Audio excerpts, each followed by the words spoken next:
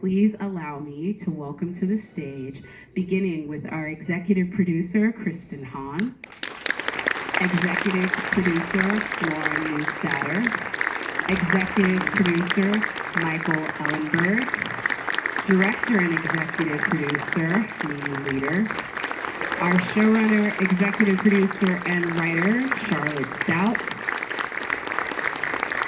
And beginning with our cast, we have Notaro, Nestor Carbonell, Karen Pittman, Mark Duplass, Jon Hamm, Billy Crudup, and EP and star Miss Jennifer Aniston.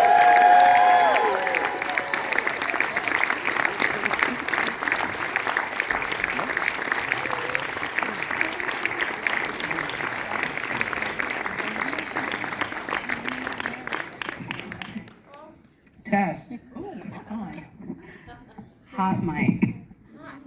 I'm so happy I got the ball up here. Y'all have no idea. I'm so happy to see you all. I'm gonna actually begin with you, Charlotte, this year because this was your first year show running along with already being a part of the show. Yes. I'd love for you to sort of talk about where you started before we got to this incredible season 10 episode, when you were sort of mapping out the seasons. What was your approach to what you knew was going to happen in this very twisty, turny, eventful season and what you wanted to accomplish? Yeah, thanks. I think, I mean, it was hard, I know. No, I mean that in a nice way.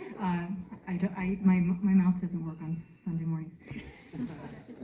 I think all shows that you love and that endure are about relationships, the characters and the relationships, and it really doesn't matter what world you're in. It's really just finding the connections and the bonds between people that they have to work out, and are they able to do that? So I started on more of a character level this year, which was, I knew the extraordinary Bradley, who's the moral touchstone for so many people, had to make a mistake, had to fuck up and lie. So that was clear. I thought she needed that. And then I also wanted a love story. I thought Alex should have a love story. Yes, you did too. And within that love story, to make an impossible decision. And that object of affection would have to play both the role of a leading man and also an antagonist, and there was basically only one person who could do that. Billy was already hired, so to me. So that was it. For me, it was, characterologically, where does everyone need to go, and then what is the story that gets them there? Yeah, I want to bring it really quick, and we're getting to you too. Look, they're right here. This is just making me so happy to see you all right here, like after watching you again all through season 3. But Kristin and Michael, I want to start with you because a huge part of the DNA of the morning show is real life events and how you balance how they affect these characters personally. This season was sort of like the COVID season coming out of it. How do you decide which events to sort of either mirror or highlight with characters maybe like Mr. Jon Hamm's here? And how do you decide where to lean into the real life events like the events of the Capitol and sort of dramatically tell that? And Kristin, I'll start with you. You go first. Okay, Michael and I will tag team, which is fun. Hello, everybody. I think the coolest thing about our show for me is that you get to experience real life in the show and things that we're grappling with in our personal lives as big, news events that are more than just news. They're, these are tectonic shifts in our culture, and we get the fun of debating which of those events we feel, really led by Charlotte and our incredible writers, which events we feel will be relevant a year from now, right? And so women's autonomy was something we all agreed we are going to be talking about for a long time, and race in the workplace and power dynamics in the workplace, January 6th, like these are things we were all confident would have reverberations for years. So it's somewhat of like intuition and a lot of emails and texts, and Charlotte coming to us with incredible pitches for storylines. Yeah, and sometimes you're just like, all right, we're going to do the Capitol in Los Angeles in 8 hours, and yes, we'll figure it out. But just to reiterate what Kristin was saying, we get to be inspired by the ideas that come from the room, and you have these amazing moments where you don't want to end up. Sometimes the stories end up worse than we hope in the beginning. Meaning, yes, in real life when we start to explore them, and sometimes you don't. So you're trying to ride the zeitgeist, and we get to process the events of the day, and hopefully the audience gets to do that as well. And in a pretty fearless manner. Our characters are over the top. They have good souls, and they make a lot of mistakes. And so hopefully we approach the issues of our time with some sympathy, for what we're all going through. I also jump in and just say one thing about Charlotte Stoudt. She's so brilliant. And when we were having conversations about her coming in to be our showrunner this season, Charlotte, you said something that was so brilliant. You just said, every season you've explored something really important, and I think it's time to explore the truth and the subjectivity of the truth and what is true for people, in their perspectives globally, but also personally, and what is true for each of these characters. And I think if you really look at the work that was done in season 3, which is so magnificent, it has so much to do with the truth and what is true for each of the characters and for the ensemble. That's incredible. I literally was going to ask you what's your favorite part of approaching those stories. So thank you for reading my mind and giving me the answer already. That's so powerful. Miss Jennifer Aniston, the things you did in this season. Let's just talk about it. But where we find Alex in this one is very interesting to where we leave her at the end of this episode, really being the savior and where she goes to. Talk about when you found that was the arc you were going to get to go on this season, and what was the best part of it, and also what was the most challenging part, because this is her really stepping into the queen role, literally saving the day from everybody else. Yes, saving the day, and also be careful what you wish for, ultimately. But it was exciting for me knowing that was going to be the arc of the season, knowing that it would be beginning with Alex again asking for a seat at the table and watching that struggle and that her drive moving forward, and then also out of nowhere meeting a wonderful billionaire who decided to take over our company because it was floundering, and the moral dilemma falling for somebody who might not necessarily be the correct choice, but you can't help, it's hard to you can't help who you love. And then also the moral grappling between what is correct, what's the right thing to do, and ultimately making the choice to give up something personally that she had been striving for and wanting for a very long time, in honor of integrity. So not easy, but fun, especially with Jon. It was more fun. We had such a good time. He really is one of the most committed actors, hardest working actor, honestly. You were flying to Calgary and then back to us, and then back. Because he's on a little show called Fargo. He's okay. Without a complaint in the world, ever. Oh, I love that. Mr. Jon Hamm, that brings me to you, sir. From the minute, your character's introduced prior to this, but when Alex brings you in on that helicopter, that's just like, from then on. That's pretty cool. That was like such a thing. But I'm curious, this is the first time I get to talk to you, I'm curious what your character sort of thinks about his relationship with Alex, because that was such a delicate dance, because everything he's doing is being so strategic, but he really does look heartbroken in that boardroom when she comes and does that to him. And it was such an interesting way that you played that, where I was like, I think he's terrible and awful. But at that moment, I felt so much sympathy for him in that. So I'd love for you to talk about how you approached it.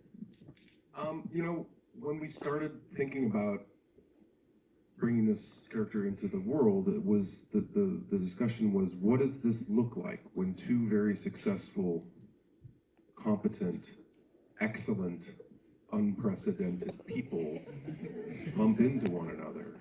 what does that look like? Where are you when you're after 50 and you've done all of the things, and what do you want? And how does that represent itself in its messiness and in its difficulty and in its excitement and potential? So there was a lot of those questions that came into this relationship, and for want of a better phrase, I don't think the relationship has run its course yet. It's unfinished business for sure. Morning show.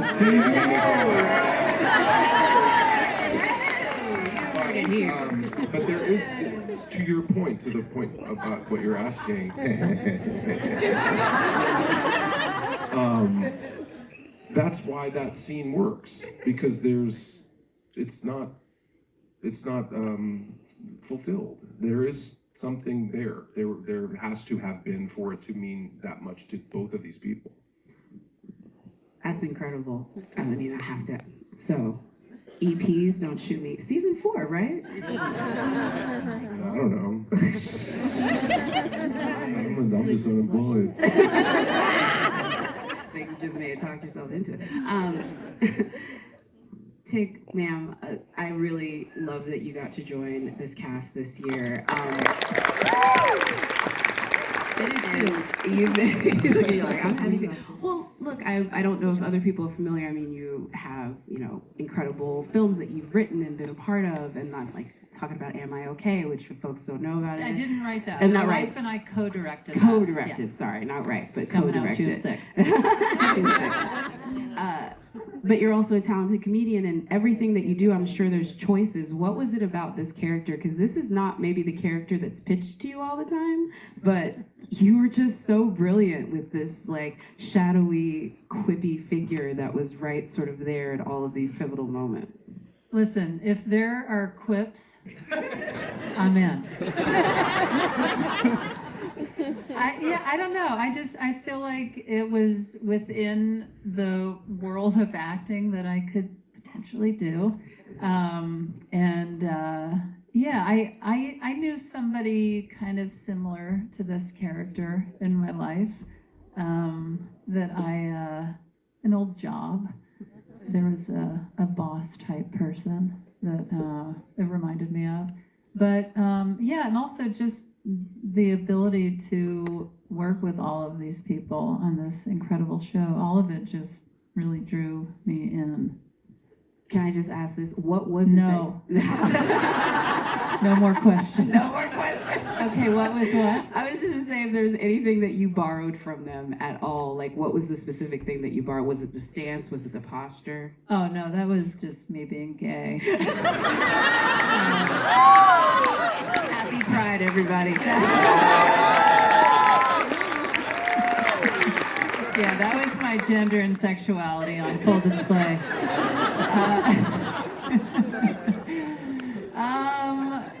I guess it was just like that, that intensity, that like cannot mess around type intensity that I guess I borrowed, but the rest is just,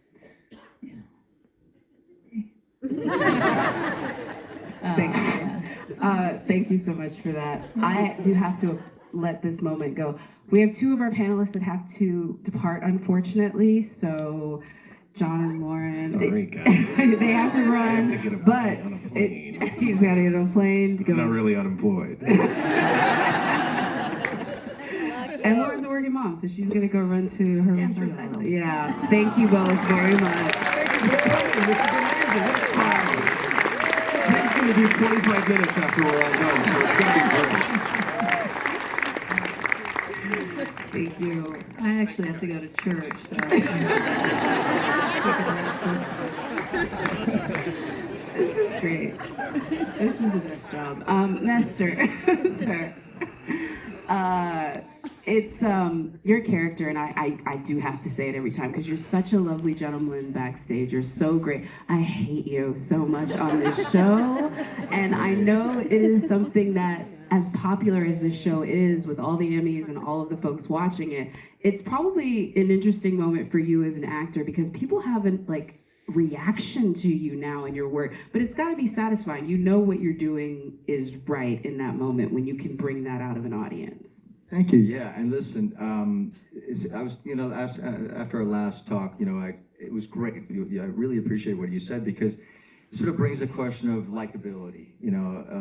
When I started out a gazillion years ago in TV, there was not just a premium, but it was a mandate from the network that your character had to be likable. We were focus group, and I'm sure we're still focus group, but I think the priority was to be likable, and there seems to be more of a trend nowadays with streamers, certainly with the morning show, to explore characters in a more holistic way, to really see the darker sides and the shades of gray. We are our own best defense attorneys as actors. We have to advocate for our character's point of view, and there are things that we may agree or not agree with on our character, but what some person might not agree with, others might find affirming. And I'm discovering that as I go out, and talk to people about this show. I love how polarizing a character can be. You always want conflict as an actor. Boy, am I getting it, Yeah. No, you're definitely John's still here. So. I know, it's his ghost just knocked over that microphone. I love that your character does that because that's what I was going to say. He does give voice to a part of the audience that is watching and they feel a kinship with what he is saying. But I appreciate as well on the other side of it, Ms. Karen Pittman, I feel your character gives an embodiment of the exhausted Black woman in corporate America who is so tired. I feel that. So tired. But the representation that she gives in that moment of like, I have to, again, the bad stuff falls downward and it comes up as well. But I think one of the scenes that I love, and I think I talked about it last time, is that scene with you, Nicole, and Holland Taylor, where that is actually, and I know it is a double match between them on set, but it's really a 3-person scene because of everything that you're doing in the control room. And I'd love for you to talk about, like, one, how we shot that to get that tension where I felt like it was a stage play almost between you three, with you directing the action. How that was shot was such a crazy episode. Do you remember? It was incredible. Thomas Carter had COVID in the middle of that. So in many ways, he was in the van outside the lot. Direct. Do you remember? 100%. Literally sitting there outside in the van with a tiny monitor, and then the PA would come to the actors and. Right. And Matt, our first AD, was really kind of, he'd pause and listen to Tom, and then give us direction and then pause. And it was a fascinating experience in sort of being self-directed as an actor, but also being open to what Thomas was seeing and tapping into your own best instincts about what each scene needed. I just remember seeing Holland preparing for that. Singing in Holland Taylor is exceptional. I've seen her for many years. She did a play many years ago, a solo play called Anne, about Governor Ann Richards in Texas. And it's extraordinary. I think it's somewhere on Broadway HD if you want to watch it. But I remember seeing her in the background preparing as to how to come in with the character. And I think we all felt like episode 3 in season 3 had such weight and sort of significance in it.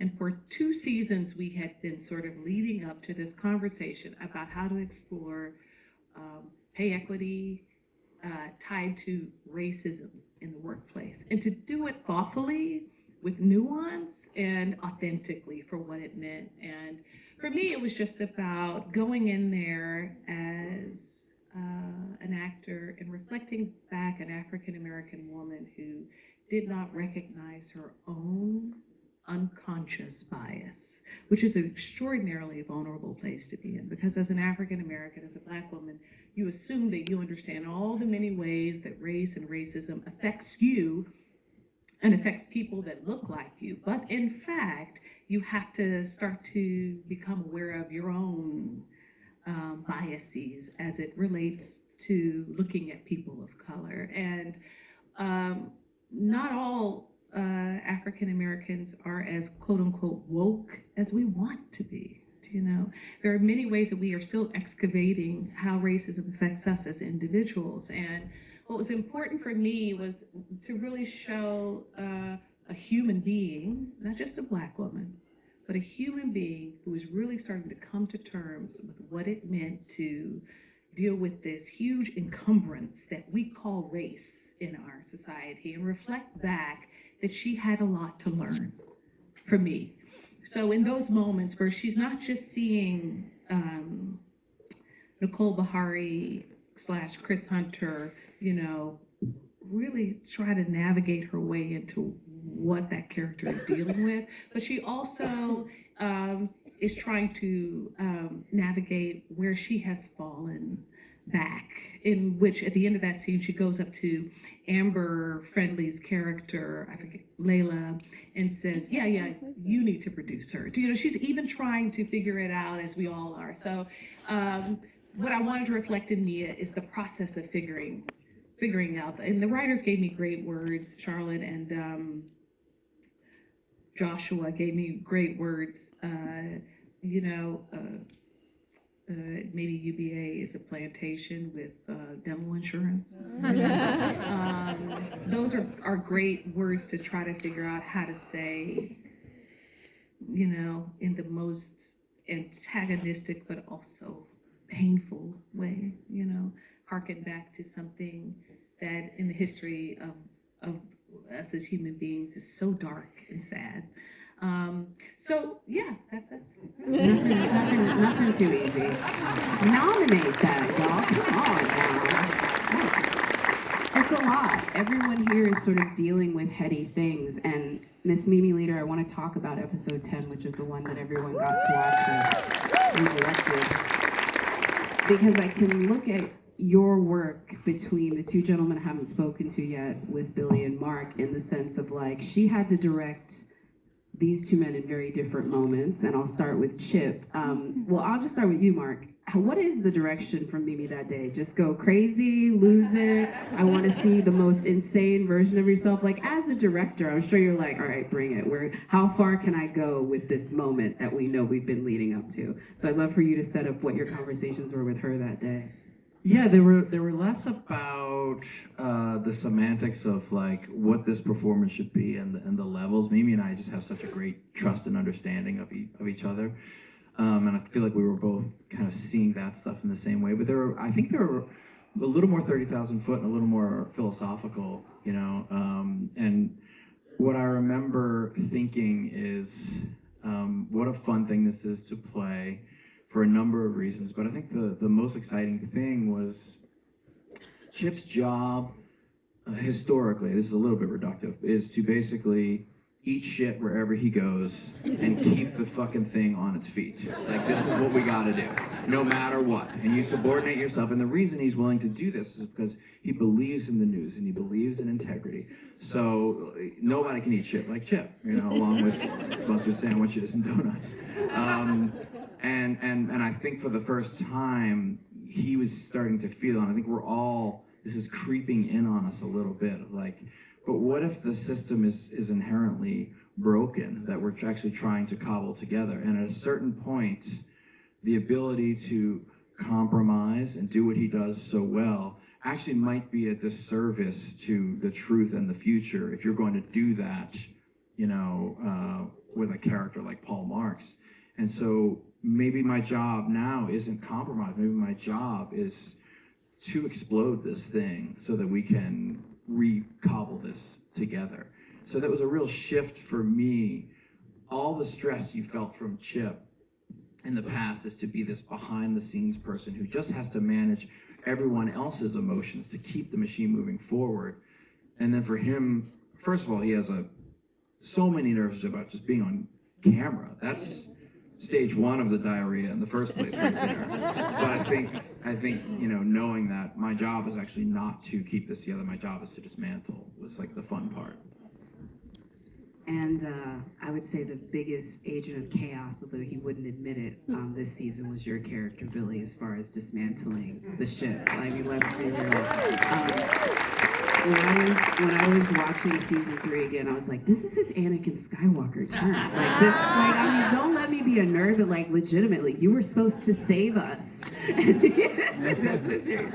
But for you, I'm curious, how much did they tell you that's where you were going to be going this season, to that we get to that penultimate moment with you on the street in New York with the world passing you by and you just maybe finally reckon with what you've done?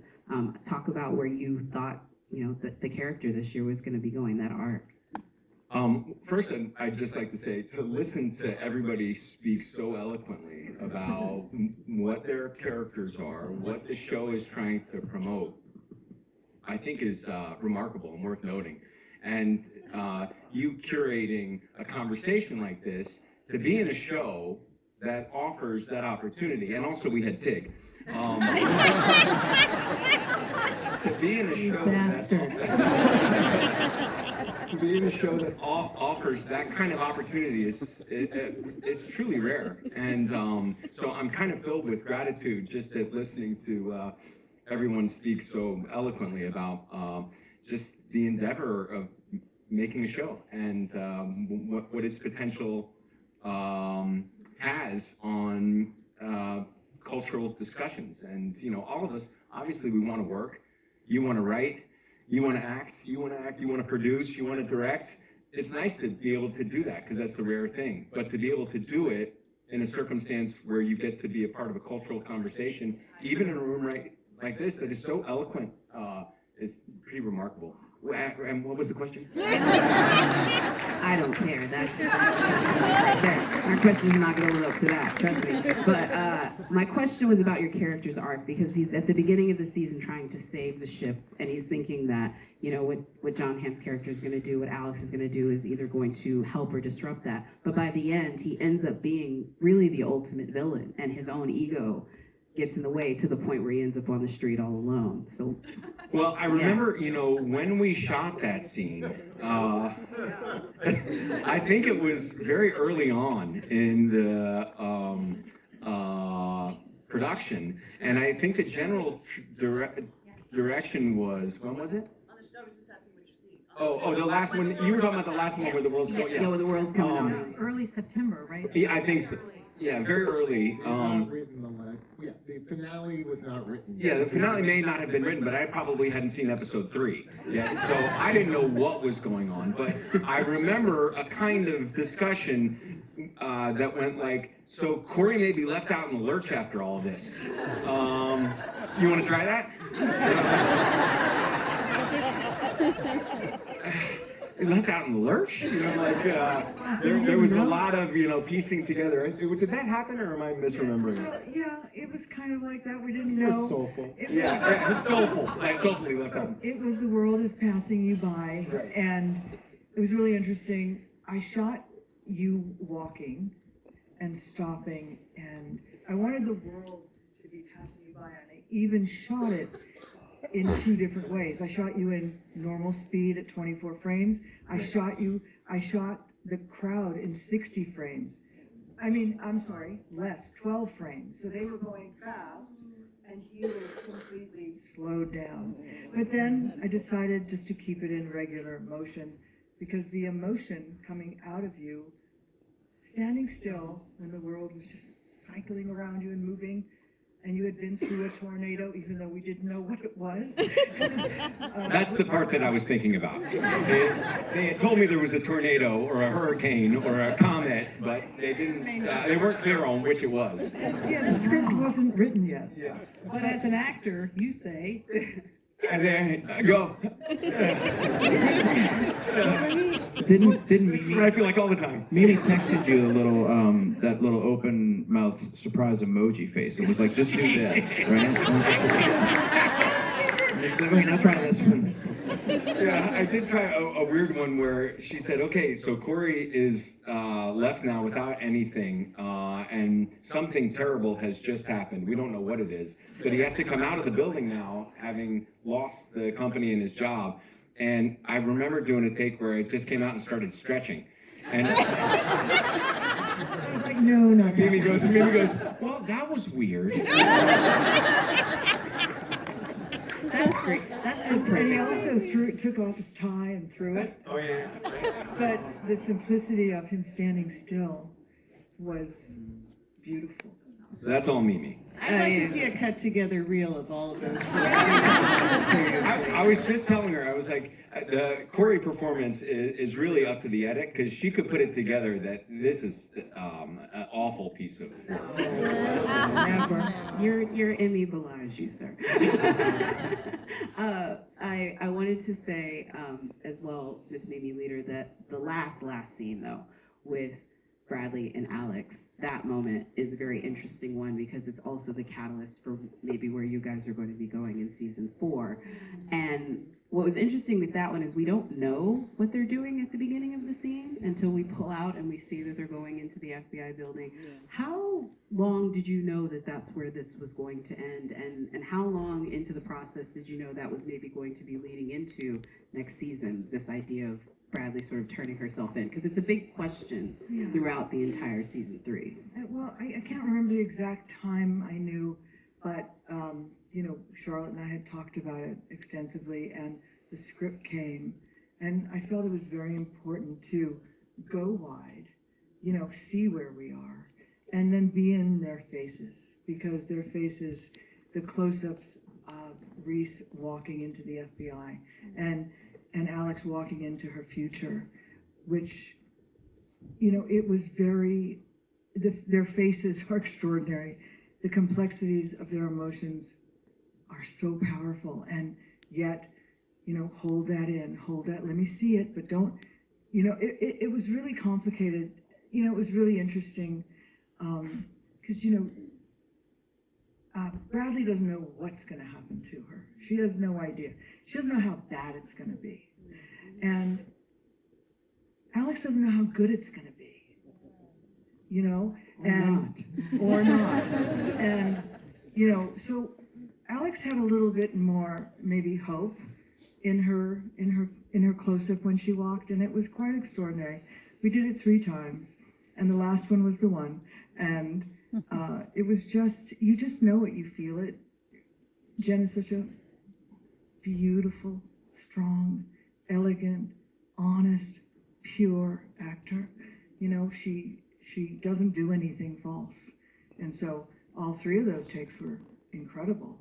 But it was the last one that took us into where we are headed, which we can't talk about. That's why I'm not going to ask you. I'm going to ask the one EP who might give me a hint. You, the weak one.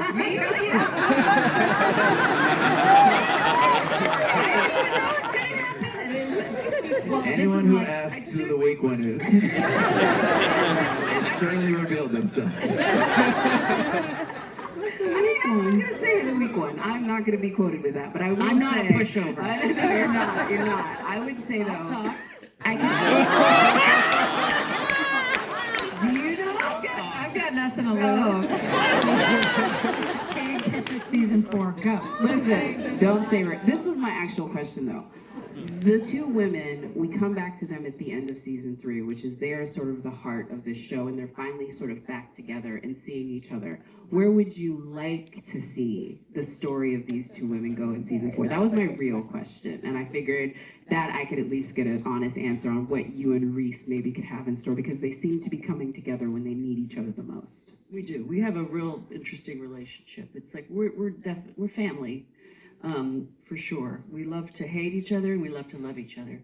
And I think that's sort of a really fun dynamic that Reese and I get to play. And of course, we would like to be together forever, I would think, I would hope. But we don't know we really don't know what's gonna happen. Charlotte, you want to tell me anything? I told you I'm not a pushover. I know. She didn't give me anything. But I do have to say, listening to Mimi speak, it's just we're so lucky to have her as a director. She's an extraordinary partner and visionary. She's just a beautiful storyteller, and to hear her even in those moments talk about it just gets me very excited. I'm gonna even add to that, and I've said this to a couple of people. I think when you're coming up in the business and you are a woman, you're always like, a lot of this show looks at like, could power ever, what would a female version of power actually look like? I think all women are always like, is it the pantsuit? What is it? Is it the straight tie from the 80s? You know, what is it? And I think it's so many times to push forward. I think in this town, you find yourself acting like the worst version of a straight white guy. You just do. I'm not saying all straight white guys are bad. I'm saying the worst version of that. And I do think, honestly, I can say this, Mimi to me is a model of female power. And that's for real. Honestly, it's the red lipstick.